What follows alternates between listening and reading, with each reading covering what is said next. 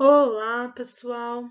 O tema da nossa aula hoje é família Filantácea. Então, nós vamos falar sobre a família daquela planta que todos conhecem por quebra-pedra, que é essa planta aqui justamente da capa do nosso vídeo.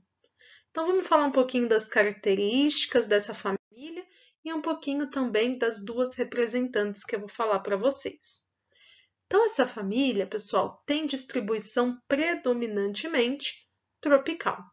Falando em termos de todas as plantas e não só de plantas daninhas, nós temos em torno de 60 gêneros e 1.800 espécies.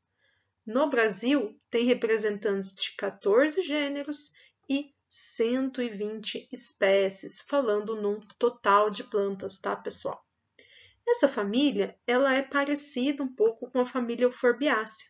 Então, lembra lá da família do amendoim bravo, né, do leiteiro, da mamona, erva de Santa Maria, erva de Santa Luzia. Então, ela é um pouco parecida. A diferença é que nessa família aqui, ela não tem látex, tá? E não tem nectários extras florais nas folhas. Então, se tiver em dúvida, né, corta uma folhinha lá. Se tiver em dúvida dessas duas famílias, corta um galhozinho. Se sair látex, provavelmente nós estamos aí na família Euforbiácea e não na família Filantácea. E ela possui lóculos do ovário biovulados e sementes sem carúncula, que dá para diferenciar então da família Euforbiácea. Bom, no geral, nós temos aqui nessa família ervas, arbustos e árvores não latescentes. As folhas são alternas, geralmente são dísticas, simples ou raramente trifoliadas, com estípulos e a margem da folha geralmente é inteira. A inflorescência é racemosa, mas às vezes também temos uma única flor. As flores, nesse caso, não são vistosas, são unissexuadas e actinomorfas. E o fruto é uma cápsula com deiscência elástica ou não. Bom, mais algumas características, então, só para ressaltar, né, que nessa espécie nós temos tanto gêneros nativos quanto gêneros introduzidos que foram transportados, então, da família Euforbiaceae.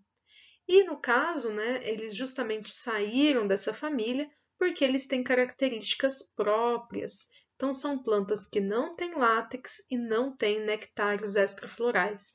Por isso que, né, como eles não têm, foram agrupados em outra família. E no caso, então, dessa família, o gênero Philanthus é o que mais se destaca ali quando a gente fala entre as espécies disseminadas, né, dispersas no Brasil. E são plantas que preferem, então, locais úmidos, locais sombreados, tá? E são espécies aí conhecidas pelo nome popular de quebra-pedra, que são utilizadas na medicina popular para problemas renais. Então, justamente daí vem o nome quebra-pedra. Bom, coloquei duas representantes aqui para vocês. Então, Philanthus ninuri, Philanthus tenellus, ambas conhecidas por quebra-pedra, ambas da família Philantácea. Então, vejam aí, né, que tem outros nomes comuns que também são relatados por essas duas plantas daninhas. E aqui também coloquei uma foto mais de perto da quebra-pedra, no caso da Philanthus tenellus. Então, dá para ver exatamente aqui algumas características, né, das folhas, tá? Características aqui do caule, dos ramos. E coloquei um pouquinho sobre Philanthus tenellus, de características dessa planta daninha. Então, coloquei aqui, é uma planta anual, é uma planta herbácea, é uma planta glabra, então sem pelos, ou, né, com pelos ali esparsos, né, um pouquinho, tem um pouco ou não tem. A altura chega ali até 50 centímetros, então não é uma planta alta. O caule dela, a gente pode até ver pela foto, ele é bem fino e ele é pouco ramificado. E as folhas têm estípulas triangulares, que é uma característica dessa planta. e a lâmina da folha, né, é classificado como membranácea, e a reprodução dessa espécie é por sementes. Então, pessoal, espero que vocês tenham gostado dessa aula sobre essa família, sobre um pouquinho mais sobre essas duas plantas conhecidas por quebra-pedra, e até a próxima aula.